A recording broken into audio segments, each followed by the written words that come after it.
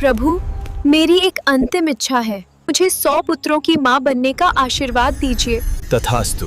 यमराज ने बिना सोचे कहा तथास्तु, लेकिन अगले ही पल उनके मन में सवाल उठा, बिना पति के 100 पुत्र कैसे संभव हैं? तभी उन्हें एहसास हुआ कि इस स्त्री ने अपने बुद्धि और धैर्य से मृत्यु को ही चुनौती दे दी है। यह कहानी है राजकुमारी सावित्री की। सावित्री एक राजघराने में जन्मी थी, लेकिन उसका दिल एक साधारण युवक सत्यवान पर आ गया, जो जंगल में लकड़ियां काटकर अपने परिवार का पालन करता था। असल में सत्यवान कोई आम युवक नहीं था, वह एक शापित राजकुमार था जिसका राज्य छिन चुका था और अंधे पिता के साथ वह जंगल में जीवन बिता रहा था। सावित्री को सब पता था, यह भी कि सत्यवान की आयु सिर्फ 1 वर्ष शेष है। फिर भी उसने प्रेम को चुना और सत्यवान से विवाह कर लिया। समय बीतता गया और एक दिन वह घड़ी आ गई। जंगल में लकड़ी काटते समय सत्यवान अचानक चक्कर खाकर सावित्री की गोद में गिर पड़ा और उसकी सांसें थम गईं। उसी क्षण आकाश में एक तेज प्रकाश हुआ और भैंसे पर सवार यमराज प्रकट हुए। उन्होंने सत्यवान की आत्मा को अपने पाश में बांधा और आगे बढ़ने लगे। सावित्री चुपचाप उनके पीछे चल पड़ी।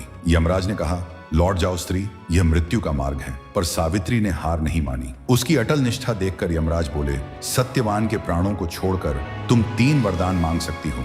सावित्री ने कहा, मेरे ससुर को उनका खोया हुआ राज्य और आंखों की रोशनी वापस मिल जाए। तथास्तु। फिर उसने कहा, मेरे पिता को 100 पुत्रों का सुख मिले। तथास्तु। और अंत में सावित्री बोली, प्रभु, मुझे 100 पुत्रों की मां बनने का आशीर्वाद दीजिए। यमराज ने तुरंत कहा, तथास्तु। कुछ दूर जाने के बाद यमराज रुक गए। उन्हें समझ आया कि बिना सत्यवान के यह वरदान पूरा ही नहीं हो सकता। धर्म और वचन के बंधन में बंधे यमराज को आखिरकार हार माननी पड़ी। उन्होंने सत्यवान के प्राण वापस कर दिए। इस तरह एक नारी की बुद्धिमानी, प्रेम और दृढ़ संकल्प ने मृत्यु को भी झुका दिया। कहानी अच्छी लगी हो तो हमें फॉलो जरूर करें।